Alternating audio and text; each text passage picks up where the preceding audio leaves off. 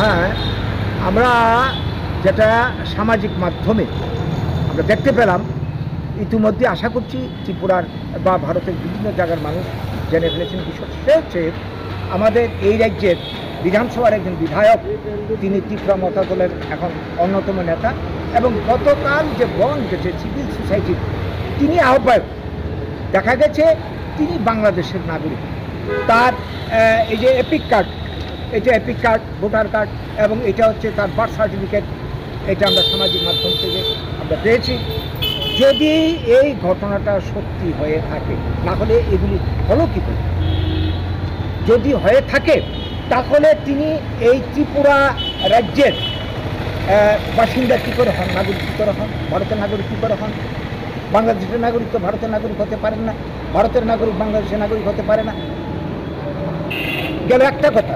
দুই, তিনি যদি বাংলাদেশের নাগরিক হন তাহলে তিনি তো ত্রিপুরার বা ভারতের নাগরিক যেহেতু হতে পারবেন না আইন অনুযায়ী, তাহলে তো তিনি ত্রিপুরার বিধানসভার সদস্য নির্বাচিত হতে পারেন না, অথচ তিনি সদস্য। এটা কি করে হলো?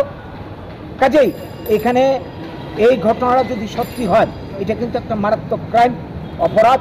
আমরা মনে করি এটা তদন্তক্রমে এই রাজ্য সরকারের কাছে, প্রশাসনের কাছে আমাদের দাবি যে সত্য উদ্ঘাটন করা হোক।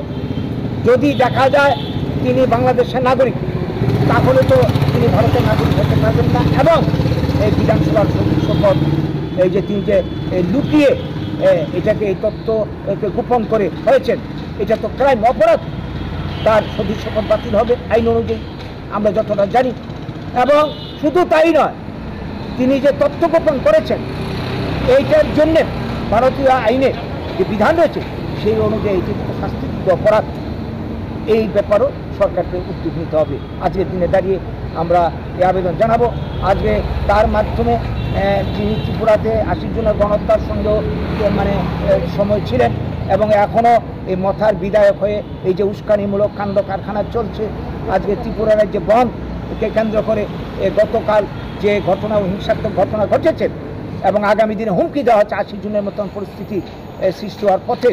কাজে সব কিছুর মূলে যারা রঞ্জিত দেববর্মার মতন যারা রয়েছে তাদের বিরুদ্ধে গভর্নমেন্ট যাতে যথাযথ ব্যবস্থা নেয়, ত্রিপুরার সবাই স্বার্থে, যা শান্তি শৃঙ্খলা বজায় রাখার স্বার্থে এই দাবি আজকের দিনে দাঁড়িয়ে আমরা রাখছি।